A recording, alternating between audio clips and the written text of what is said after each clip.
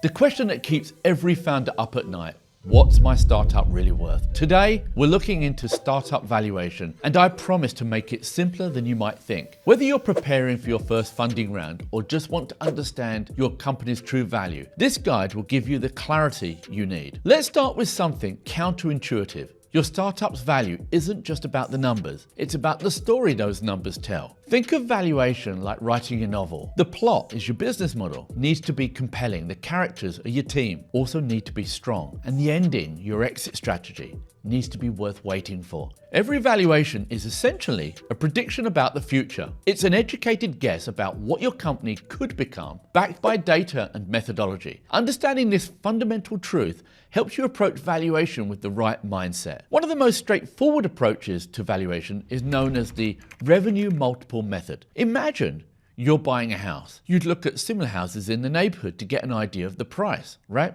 The same principle applies to startups. A software company with $1 million in annual revenue might be valued between $5 to $15 million, depending on growth rate, market conditions, and other factors. But here's where it gets interesting. Your multiple isn't just a number you pick from a hat. It's influenced by your growth rate, gross margins, and market size. A company growing at 100% yearly with 80% gross margins will command a higher multiple than one growing at 20% with 40% margins. Let's explore what I call the time machine method, discounted cash flow, or what we call DCF. Imagine you could fast forward 5 years, see all the cash your business will generate. The DCF helps you calculate what that future money is worth today, which is present value equals future cash flow divided by 1 plus the discount rate to the power of n. Here's how it works. Project your cash flows for the next 3 to 5 years, then discount them back to your present value using a rate that reflects the risk of your venture. This formula might look intimidating, but think of it like this. $1 tomorrow is worth less than $1 today, and $1 5 years from now is worth even less. For startups, we typically use a higher discounted rate, often 30 to 50%, because of the increased risk and uncertainty. This might seem aggressive, but remember, investors need to account for the fact that many startups don't make it to their projected future. Another method is the venture capital or VC method. This combines elements of both the previous approaches but adds a crucial element: the exit. Start with your projected revenue in the exit year, usually 5 to 7 years out. Apply an industry multiple to get the exit value, then discount it back to present day. For example, if you project $50 million in revenue after 5 years and companies in your space typically sell for 5x revenue, your exit value might be $250 million. Discount that back to 40% per year and you'll get to your present value.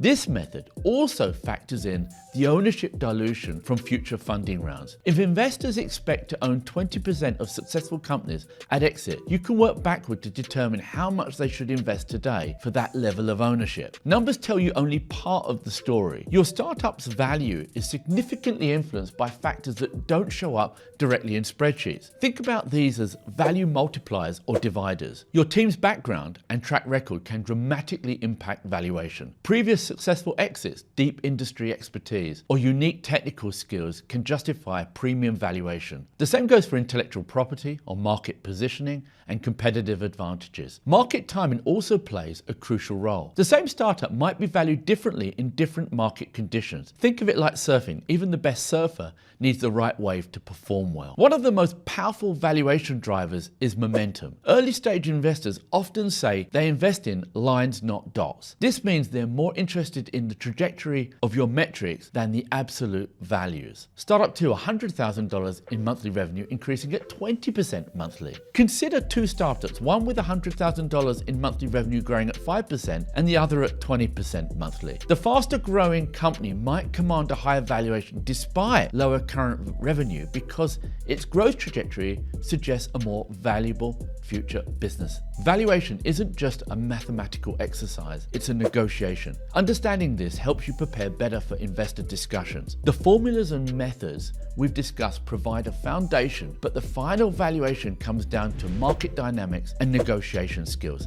Think of it like pricing art. While there are objective factors like size, medium, and artist reputation, the final price often depends on what collectors are willing to pay and how the piece is presented. So let's put all this together with a practical framework. Start by calculating your value using multiple methods. This gives you a range rather than a single number. Then adjust this range based on your qualitative factors and market conditions. Document your growth metrics meticulously. Show not just where you are, but how you got there and where you're going. Remember, investors are buying your future, not your present. Watch out for common valuation mistakes. Don't blindly apply multiples from public companies to your startup. They operate in different realities. Avoid overemphasizing your total addressable market, also known as TAM, without showing how you'll capture it. Be particularly careful with your projections. While optimism is good, unrealistic projections can damage your credibility. Think of projections like a resume. They should present your best realistic case, not a fantasy. In closing, remember, valuation is both an art and a science. The formulas we've discussed provide a framework, but they're just the beginning. Your job is to use these tools while telling a compelling story